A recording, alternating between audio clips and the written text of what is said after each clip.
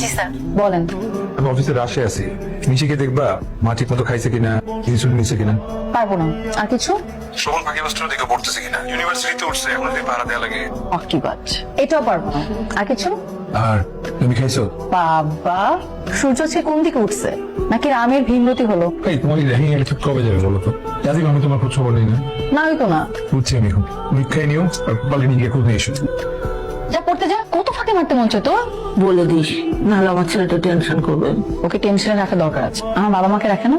আজ এটা বলছিলাম চাইলাকে বিয়ে দিয়ে তারপরও বিয়ে করবে, এরপর খালি বললেই এড়িয়ে যায়। এড়িয়ে যাক, এরপর আমার অন্য কোথাও বিয়ে হয়ে গেলে তখন বুঝবে কত ধানে কত চাল। যা কর, আমার মতো শাশুড়ি চাল পাবি না। তোর জন্য বয়মে বয়মে আচার বানায় রাখবে। তুমি কি বানাইছো? রান্নাঘরে দ্বিতীয় তাকে গিয়ে দেখ। ও স্বাধীন খেলা কাউকে গল্প ছিল, আমার বিয়ে ছাড়া তার জীবনে কোনো এই মিড লাইফ নাই। পাশের বাচ্চার খালা। Good morning. আর কেউ আসে নাই? ছোট লোক। দেখ তোর ছেলেগুলি, কিসের ছেলে? ওকে বিয়ে দিতে হবে না? ওকে সারা জীবন কুমারী থাকবে নাকি? বিয়ে নিয়ে তাহলে ওরা কিসের? বিয়ে বিষয়টা কি বললি হয়ে জানি। তাহলে কিন্তু তোমার সারা জীবন বসে থাকবো? আমার বাবা মার ইচ্ছা করে না আমার বিয়ে দেখতে।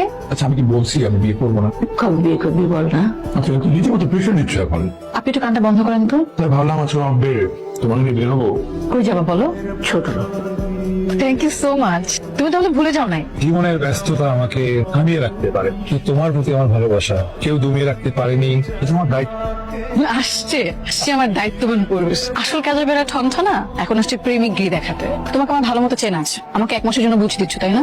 ভালোবাসা এত কঠিন, তোমার সব প্রমাণ বারবার ছোট সাইজে নিয়ে আসছে কেন? হাতে ঢুকতেছে।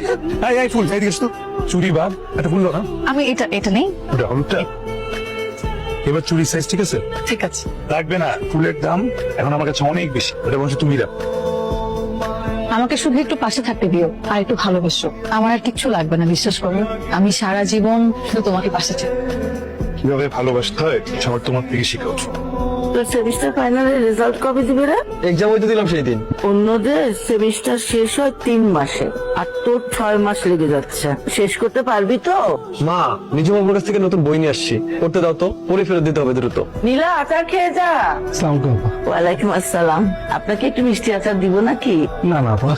আপনার সাথে দেখা হয়ে খুব ভালো হলো, না হলে আমাকে আবার এই অসুস্থ শরীর নিয়ে সিঁড়ি ভেঙে উপরে উঠতে হতো। কিছু বলবেন আপা? কি আর বলবো ভাই, ছেলে মেয়েরা বড় হয়ে গেলে কথা শুনতে চায় না, নিজের মতো করে সিদ্ধান্ত নেয়। পরিবার বলে যে কিছু একটা আছে, ওরা বুঝতেই চায় না। ছেলেমেয়েরা বড় হলে এমনই হয়, কি আর করা যাবে। মেয়ে বড় হলে ঘরে রাখা যে কি যন্ত্রণা, কি যে করবো। ছেলেটা কথা শুনতেছে না। মেয়ে তো একটা না আপা, নীলু তো বড় হয়ে গেছে, ও তো কলেজ উঠে গেছে। আপনি চিন্তা করবেন না ভাই, সব ঠিক হয়ে যাবে। তুমি আপু বই ফেরত দাও না কেন? আজকে না তোমার বই ফেরত দেওয়ার কথা ছিল? ছোট লোক কোথাকার। মনে পড়ার বয়স হয়েছে তোমার? পড়তে বসে গিয়ে ইস, আমার বিদ্যাসাগর সব উনি বুঝেন। এত বুঝো, তাইলে যেটা বুঝো সেটা বুঝো না কেন? মুন্ড বুঝবো।